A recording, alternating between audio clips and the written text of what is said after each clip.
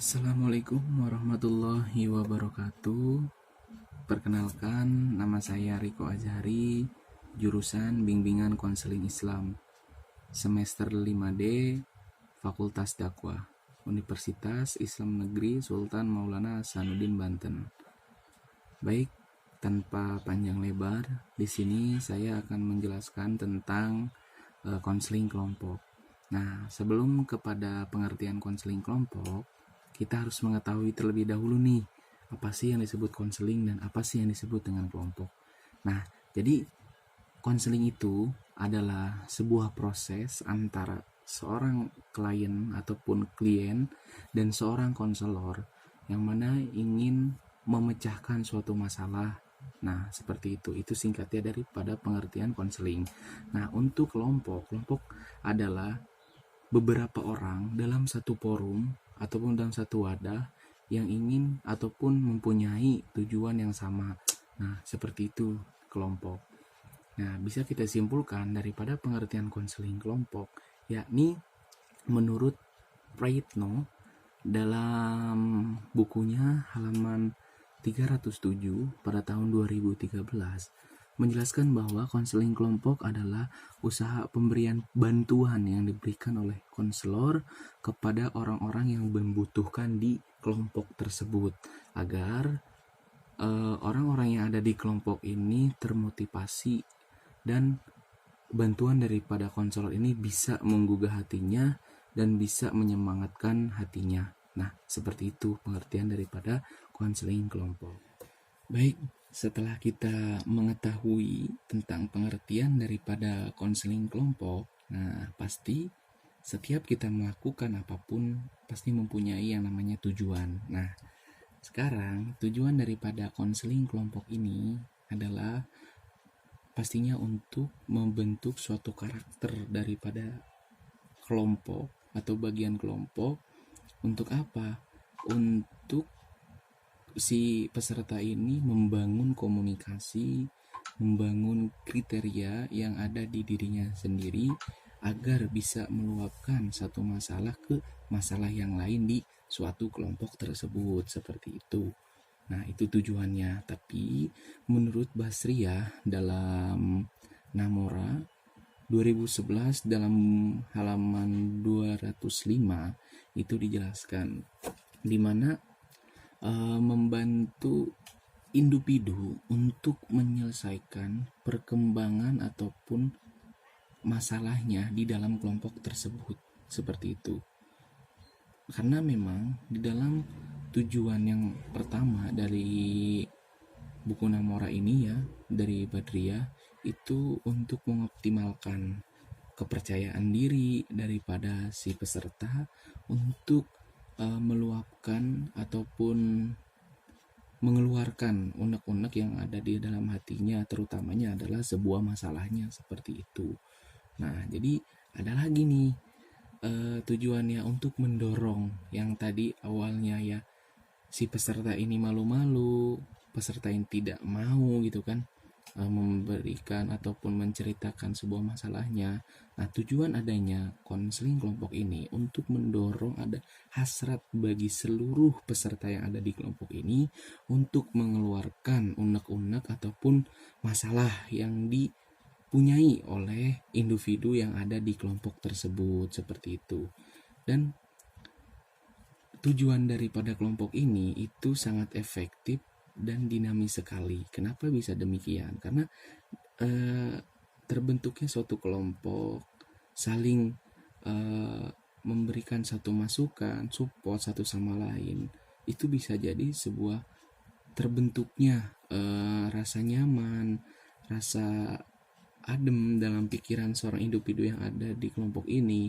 Nah, itulah kenapa tujuan daripada konseling kelompok ini itu untuk menetralkan ataupun mengademkan ataupun mencairkan suasana yang dialami oleh individu di dalam kelompok ini, seperti itu. Dan di dalam konseling juga mempunyai beberapa asas-asas dalam konseling, seperti itu. Nah, menurut Prayitno dalam bukunya tahun 2004 halaman 43, yakni menjelaskan ada 12 asas-asas dalam konseling. Nah, salah satu contohnya yang pertama adalah asas kerahasiaan.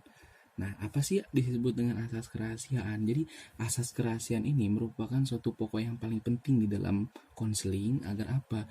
Agar masalah yang dipunyai oleh seorang konseli ataupun klien ini bisa terjaga oleh seorang konselor.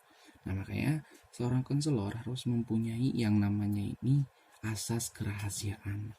Kedua, salah satu contohnya adalah asas keterbukaan. Jadi, di dalam konseling juga kita harus mempunyai asas kekeluargaan, terutama kepada seorang konselor.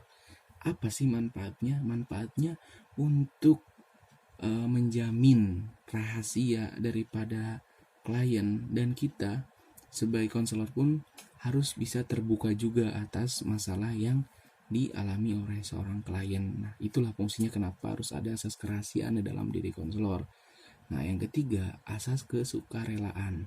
Jadi, kita tidak boleh nih memaksakan si klien ini ataupun si konseli ini untuk pergi kepada seorang konselor tanpa ada yang kesukarelaan dari hatinya masing-masing, kayak gitu kan yang mengalami. Seharusnya kesukarelaan ini emang harus ada buat apa? Agar tidak adanya gerutuan ataupun rasa yang terpendam ataupun yang menurut si klien ini tidak suka gitu kan. Jadi adanya asas kesukarelaan ini itu agar si klien pun nyaman dan konselor pun nyaman. Seperti itu salah satu contohnya daripada asas kesukarelaan. Nah, itulah salah satu ataupun contoh daripada asas-asas dalam konseling. Baik, setelah kita tadi mengetahui pengertian konseling kelompok, terus mengetahui tentang tujuan konseling kelompok, nah asas-asas konseling. Nah, jadi untuk konseling kelompok pun kita mempunyai yang namanya tahapan-tahapan dalam konseling kelompok. Nah, menurut Prayitno dalam bukunya tahun 2017 halaman 54, bahwasanya ada beberapa tahapan-tahapan dalam konseling kelompok. Salah satunya ada yang namanya kegiatan awal. Nah, kegiatan awal ini adalah suatu bentuk berkumpulnya para calon ataupun peserta untuk membentuk suatu kelompok, seperti adanya pemilihan ketua kelompok, seperti menselaraskan dalam kelompoknya. Nah, terus lagi penjelasan daripada konseling kelompok itu ada di kegiatan awal. Nah, kedua ada lagi yang namanya kegiatan peralihan. Apa sih itu kegiatan peralihan? Nah, setelah kita memberikan suatu penjelasan kepada kelompok peserta yang ada di situ, kita ada yang namanya tahap peralihan. Nah, tahap peralihan ini biasanya ditujukan kepada ketua kelompoknya agar beralih kepada topik gitu kan, karena memang sudahnya terkumpul ataupun sudah efektif dalam kelompok tersebut. Nah, baru dari situ kita adakan yang namanya tahap peralihan untuk beralih kepada tema ataupun materi selanjutnya. Nah, itulah disebut dengan tahap peralihan. Terus yang ketiga ada yang namanya kegiatan pokok. Nah ya, jadi kegiatan pokok ini adalah kegiatan inti daripada adanya konseling kelompok. Nah, setelah tadi adanya tahap peralihan, nah itu tuh untuk ditujukan kepada kegiatan pokok yang ada di konseling kelompok, seperti membedah suatu masalah yang ada di kegiatan pokok ini, terus masalah-masalah yang dialami oleh seorang individu di dalam kelompok ini. Nah, itu masuk di kegiatan pokok. Nah, seperti itu.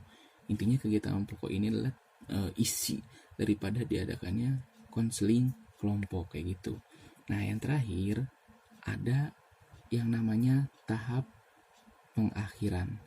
Nah, apa sih tahap pengakhiran? Tahap pengakhiran itu setelah kita melakukan kegiatan pokok yang poin ketiga tadi.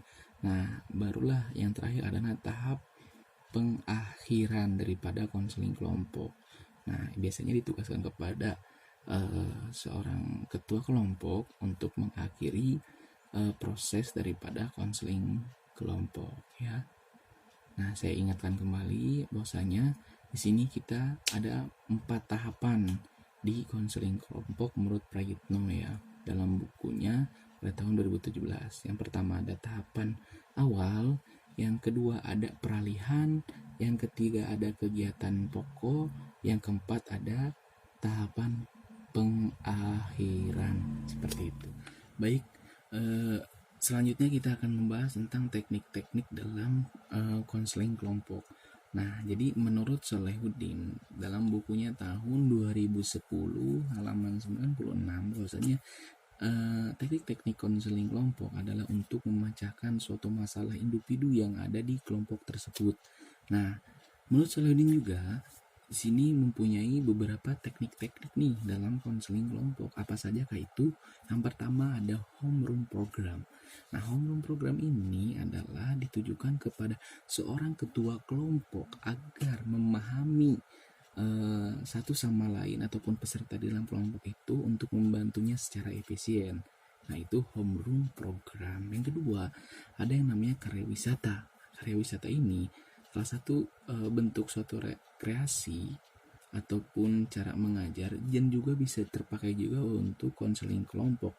Untuk apa adanya rekreasi dalam teknik konseling kelompok? Untuk mencari ide-ide ataupun informasi-informasi yang bisa didapatkan oleh individu yang ada di kelompok tersebut. Nah, selanjutnya ada juga yang namanya diskusi kelompok. Nah, disinilah diskusi kelompok ini ditujukan agar peserta-peserta ataupun individu-individu yang ada di kelompok itu bisa menyelesaikan masalah-masalah yang dialaminya di kelompok tersebut gitu. Nah, makanya itulah beberapa teknik-teknik gitu tuh yang diadakan atau menurut Salehuddin dalam bukunya tahun 2010 halaman. Baik, di dalam konseling kelompok juga kita mempunyai pendekatan-pendekatan. Nah, yang mana ada yang disebut dengan pendekatan behavioral. Jadi pendekatan behavioral ini biasanya terpaku kepada perilaku ataupun kepada perasaan di dalam lingkungan. Jadi bila mana di dalam lingkungan itu suatu lingkungan yang buruk, maka biasanya akan merespon dengan hal yang buruk.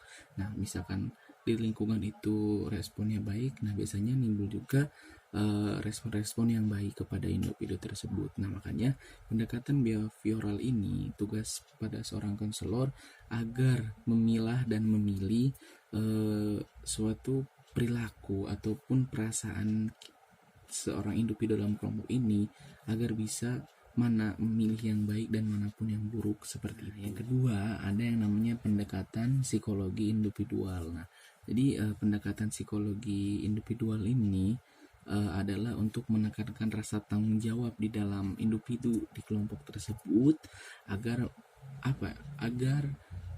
suatu kelebihan-kelebihan muncul dalam setiap individu. Kenapa demikian? Karena setiap individu mempunyai yang namanya suatu kelebihan, walaupun memang kelebihan tersebut itu ada di bidangnya masing-masing. Nah, tujuan daripada pendekatan psikologi individual ini adalah untuk memperjuangkan kelebihan-kelebihan yang dipunyai oleh individu di dalam kelompok untuk mencari nilai-nilai yang berarti dalam hidupnya, seperti itu. Mungkin cukup sekian dari saya. Wabillahi taufiq wal hidayah. Wassalamualaikum warahmatullahi wabarakatuh. Dadah.